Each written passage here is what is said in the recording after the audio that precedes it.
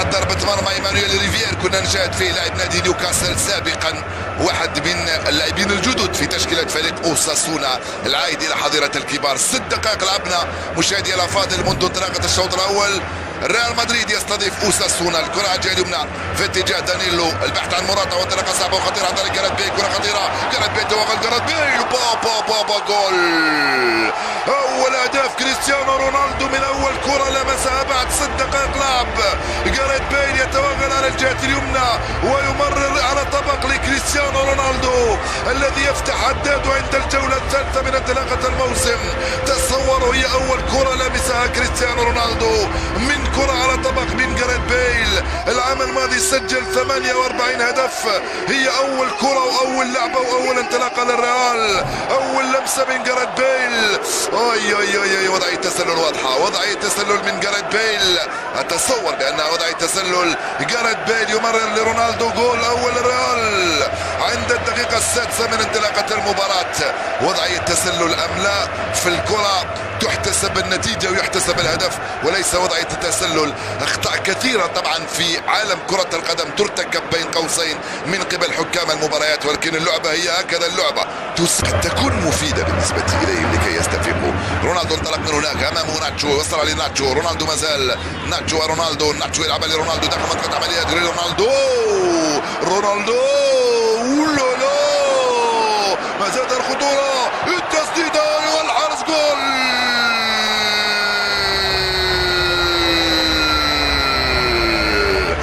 دانيلو يسجل هدف ثاني للريال عند الدقيقة 40 تقريبا بسهولة كبيرة. دانيلو دا سيلفا استلم كرة حطها وسددها أمام مرمى فارغ. جول ثاني لفريق ريال مدريد، فعالية كبيرة من فرصتين أو 3 هدفان للريال، وكأن الريال يلعب هذه المباراة فقط من أجل التهديف وفقط من أجل الفوز، لأن مباريات الكرة تلعب لكي تفوز بها. رونالدو في المرة الأولى صد المدافع، في المرة الثانية مرت كاد يفعلها موراتا ثم رجعت للخلف في اتجاه دانيلو، يسدد ويسجل جول. جول ثاني لريال مدريد، أول لدانيلو هذا الموسم مع الريال. هدفان مقابل 0 بعد 40 دقيقة من اللعب. الريال متفوق على أوساسونا.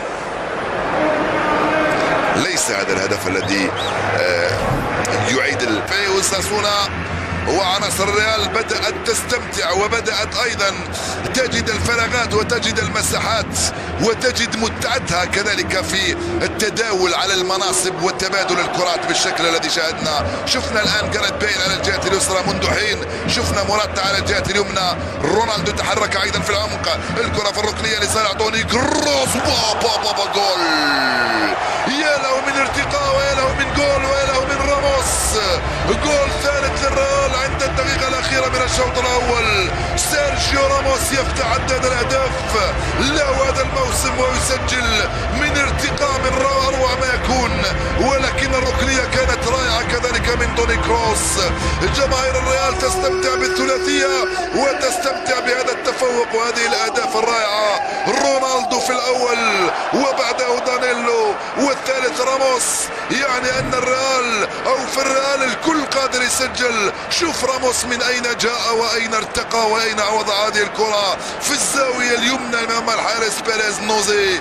3 أهداف مقابل 0 لريال مدريد أمام أوساسونا في الشوط الأول من هذه المباراة في سانتياغو برنابيو، في ثالث مباراة للريال هذا الموسم أمام عشاقهم. الدوري الإسباني الممتاز الدرجة الأولى.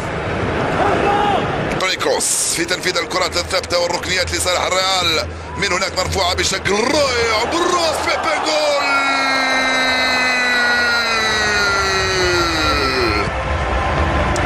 هدف رابع للريال فعلها بيبي وسجل هو أيضا. قال لراموس أنت تسجل أنا أسجل أيضا، لن أتركك هذا العام، سألحق بك أينما حليت وارتحلت. راموس سجل بالراس وبيبي سجل بالراس. الريال بعد 10 دقائق منذ انطلاقة الشوط الثاني متفوق بالرباعية ومتفوق في كل شيء مع مرور الدقائق والوقت. كنا نعتقد في بداية المباراة بأنها ستكون صعبة. بيبي دعس المدافع ولم يتمكن من صد الكرة. الحارس نوزي. 4 أهداف للريال مقابل 0 لأوساسونا. هدفان من بيبي ومن راموس، وهدفان كذلك المدافعين سجلوا 3، هدف من رونالدو وهدف ثالث كذلك من دانيلو. مفيد جدا معنويا وفنيا ايضا انه المدافعين هكذا يسجلوا 3 اهداف لفريق ريال مدريد. امر عنده مده لم يحدث انه المدافعين بعد 56 دقيقة سجلوا 3 أهداف. الكرة صعبة وخطيرة. كوفاسيتش مازال يرجع كريستيانو. تبقى الكرة دائما على نصر الريال والتوغل عن طريق ناتشو أرضية سرعة فائقة من دون رحمة الريال اليوم. جاريث بيل استلمها حتى من هناك دانيلو يرفع كرة بالراس.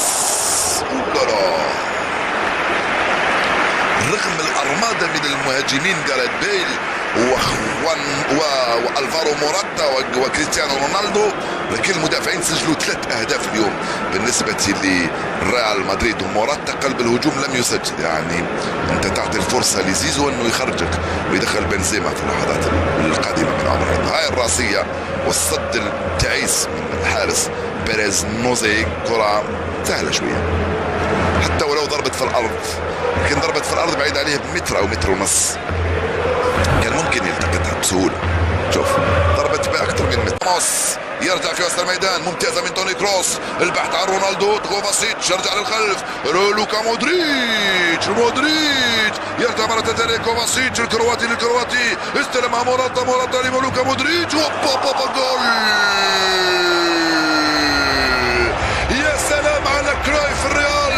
لوكا مودريتش يسجل الهدف الخامس للريال.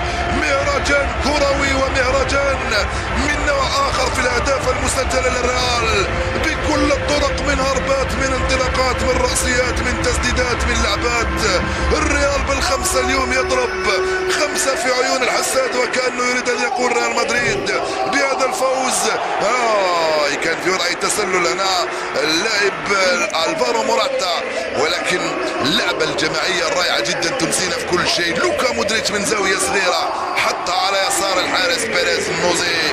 هدف خامس لريال مدريد امام اوساسونا بعد 17 دقيقة لعب منذ انطلاقة الشوط الثاني. يا لوكا مودريتش حطها في المكان الرائع.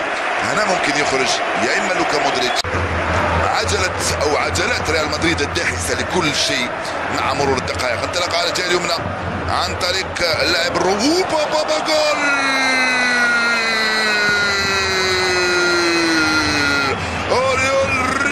مباشرة بعد دخوله يفتح مجال التسجيل لأوساسونا مع العشرات من عشاقه الموجودين في سانتياغو برنابيو بمدريد.